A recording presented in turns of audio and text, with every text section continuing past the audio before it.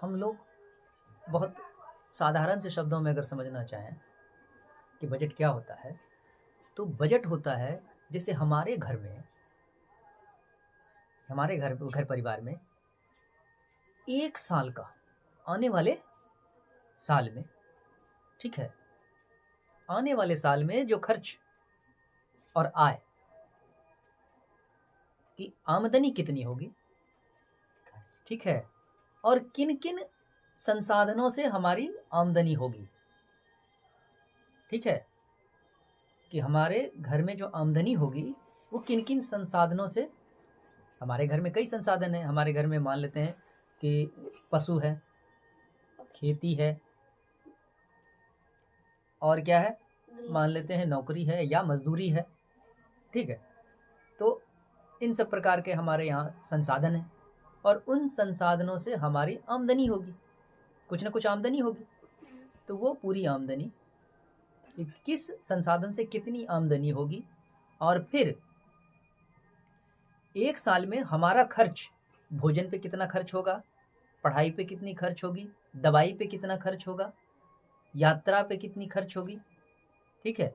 और सगे संबंधियों के यहाँ जाने आने में कितना खर्च होगा, ये सब का विवरण, ठीक है? हुआ है ये नहीं, उसको सर्वेक्षण कहते हैं। जो हुआ है उसको सर्वेक्षण कहते हैं। जो होगा वो बजट है, जो होगा वो बजट होगा, ठीक है? तो ये क्या, ये कौन सा बजट है? ये जो अभी जो विवरण बताए, ये कौन सा बजट है? ये घर का बजट है, ठीक है? यही बजट जब देश बनाता है तो इसको कहते हैं केंद्रीय बजट, ठीक है? इसको पेश कौन करते हैं? वित्त मंत्री। इसको कहते हैं, ये कौन पेश करता है? किसको प्रतिमान मान के, किसकी अगुवाई में? प्रधानमंत्री की अगुवाई में, ठीक है? प्रधानमंत्री को ध्यान में रखते हुए जो भी मंत्रिमंडल की जिम्मेवारी किस पर होती है, किसके प्रति उत्तरदायी होता है? प्रधानमंत्री के प्रति, ठीक है? तो प्रधानमंत्री अपने मंत्रिमंडल के द्वारा देश में सारी व्यवस्थाओं को चलाता है। तो वित्त मंत्री जो है वो क्या है? प्रधानमंत्री के मंत्रिपरिषद का हिस्सा है। तो वो बजट पेश करते हैं, ठीक है? तो हमारे वित्त मंत्री कौन है? निर्मला सीतारमण। देखो, एक जनरल नॉलेज में एक जीके हो गया ना, ठीक है? अब क्या है कि इन्होंने कब बजट पेश किया? 1 फरवरी को किया। 1 फरवरी 2025। अब किसके लिए, कब से कब तक के लिए किया? 1 फरवरी 2025 से 1 फरवरी 2026। नहीं, एक वित्तीय वर्ष के लिए। अब देखो, शब्द का हेर फेर, शब्द समझना है, शब्दावली। हमने क्या कहा सबसे पहले? शब्दावली पे ध्यान देनी है। वित्तीय वर्ष, वित्तीय वर्ष कब से कब तक होता है? नहीं पता?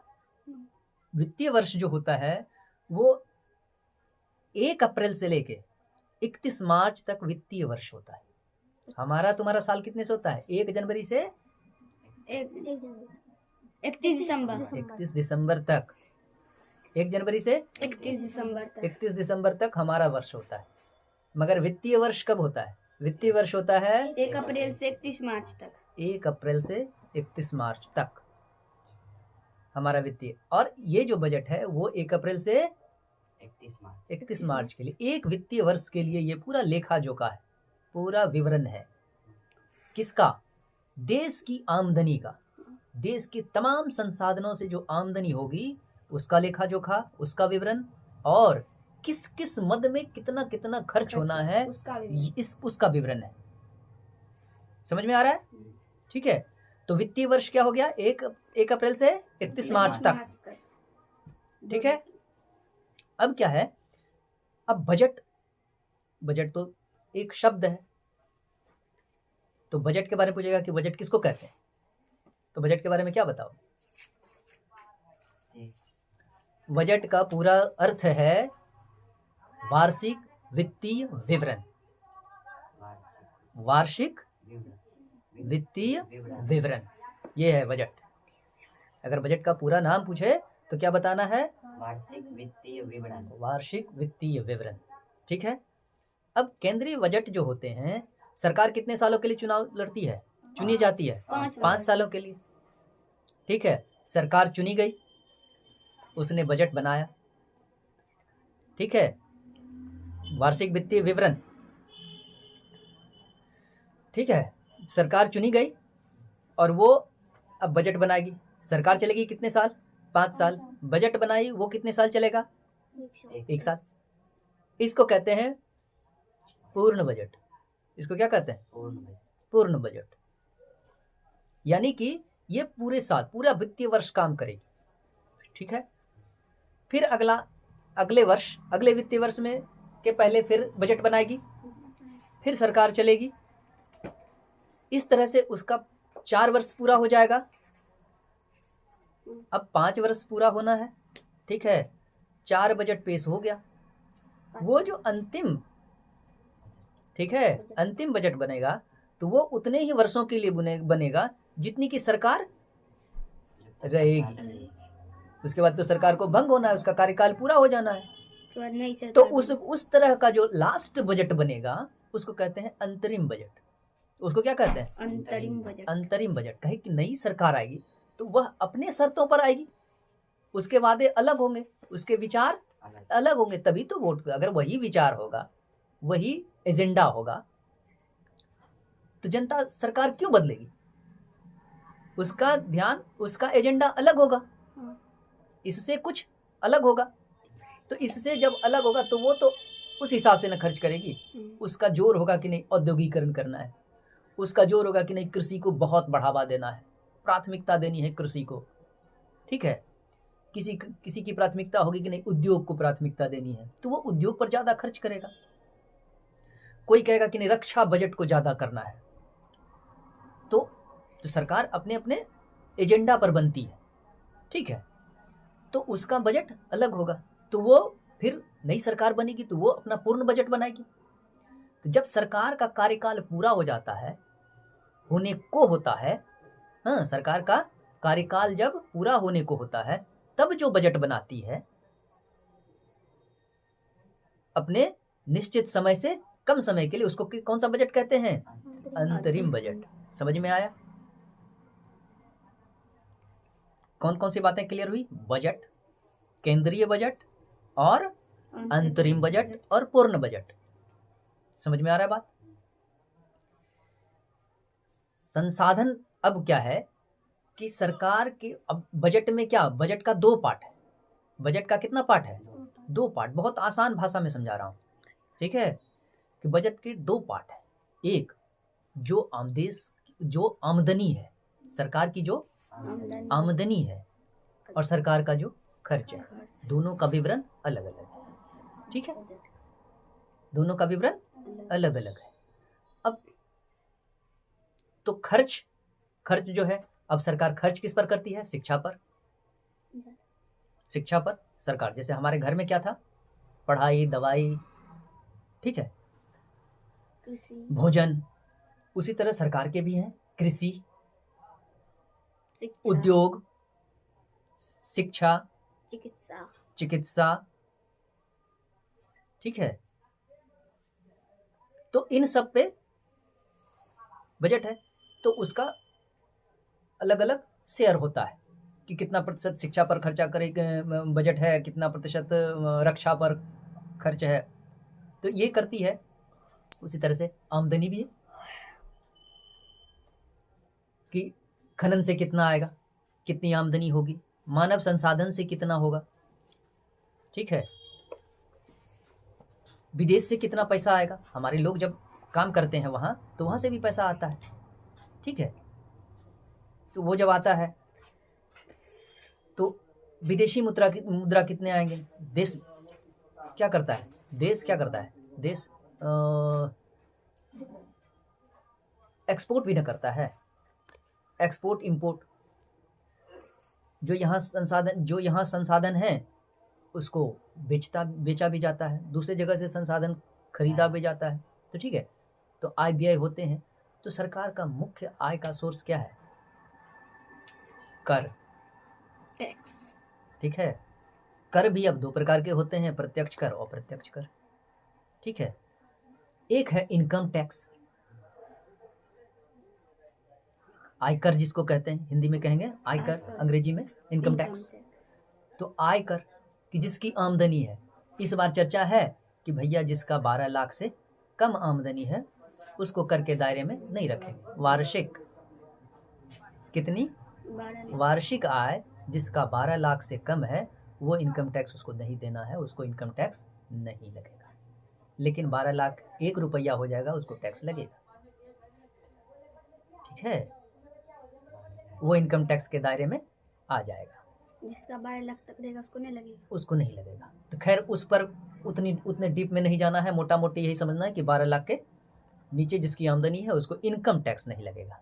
अब कहोगे कि हम लोग टैक्स देते हैं। हाँ। हाँ, हम लोग भी टैक्स देते हैं, हम लोग इनकम टैक्स नहीं देते। टैक्स कहीं हमारे देश की 75% जनता तो गरीब है, आयकर के दायरे में नहीं आती। जो कृषि में है 75% 80% जनता जो है वो खेती पर आश्रित है, यहाँ तक कि 90%। ठीक है, तो उसकी आमदनी कम है, 12 लाख से कम है, उनको टैक्स, उसको आयकर नहीं देनी पड़ती, लेकिन वो कर देते हैं। ऐसा नहीं है टैक्स कि भैया ऐसा नहीं, वो जो आयकर देते हैं वो वीआईपी हो गए और जो आयकर नहीं देते हैं वो वीआईपी नहीं है। ठीक है, उनकी भी उनकी ही मान्यता, उतनी ही मान्यता है, वह भी कर देते हैं। देश का राजस्व जो है, देश का जो जमा धन है, उसमें उसका भी सहयोग, एक आम आदमी का भी सहयोग है। वह जब कोई भी सामान का उपयोग करता है, उसमें टैक्स होता है। कोई भी सामान का उपभोग करता है, उपयोग करता है, तो उसमें जीएसटी होती है। कर जीएसटी क्या है? फुल एक फॉर प्रकार का कर है।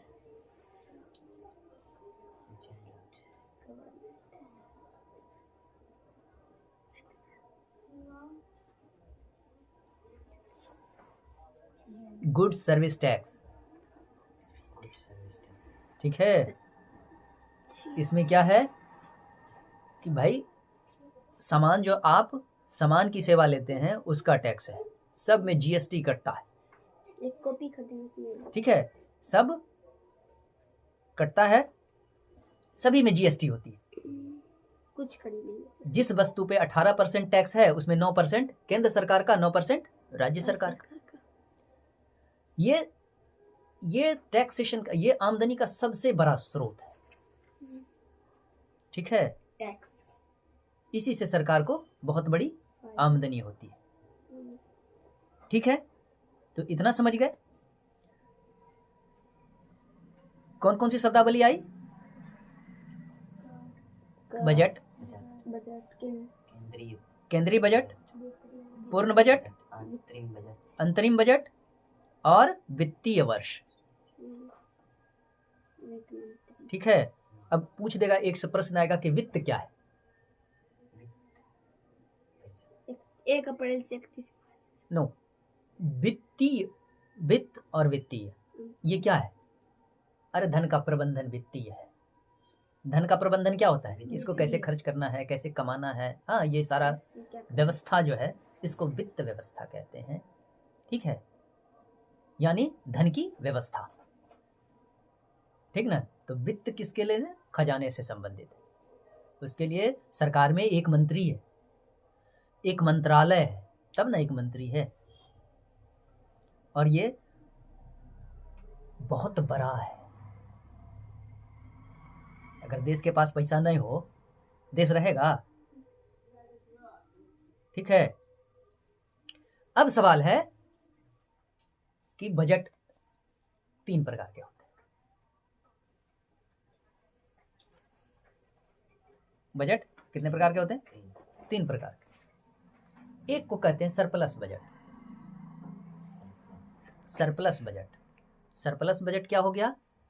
सरप्लस बजट हुआ जिसमें आमदनी अधिक हो। ऐसा बजट, बजट क्या है? पूर्वानुमान है, पूर्व व्यवस्था है कि इतनी आमदनी आएगी, इतना खर्च होगा। ठीक है, तो ये आगामी व्यवस्था है ना।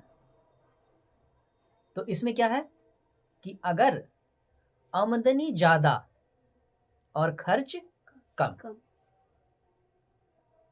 ऐसा बजट जिसमें आमदनी ज्यादा हो और खर्च कम हो, सो वैसे बजट को सरप्लस बजट कहते हैं। सरप्लस ठीक है, कौन सा बजट हुआ? Surplus surplus budget. ऐसा बजट जिसमें आमदनी और खर्च बराबर हो, बैलेंस बजट। बैलेंस बजट यानी संतुलित बजट। संतुलित बजट ठीक है, बराबर पड़ रहा, और ऐसा बजट जिसमें खर्च ज्यादा हो, आमदनी कम, उसको कौन सा बजट कहेंगे? घाटा का बजट। घाटे का बजट। सही है, घाटे का बजट, उधार का बजट, कर्ज का बजट।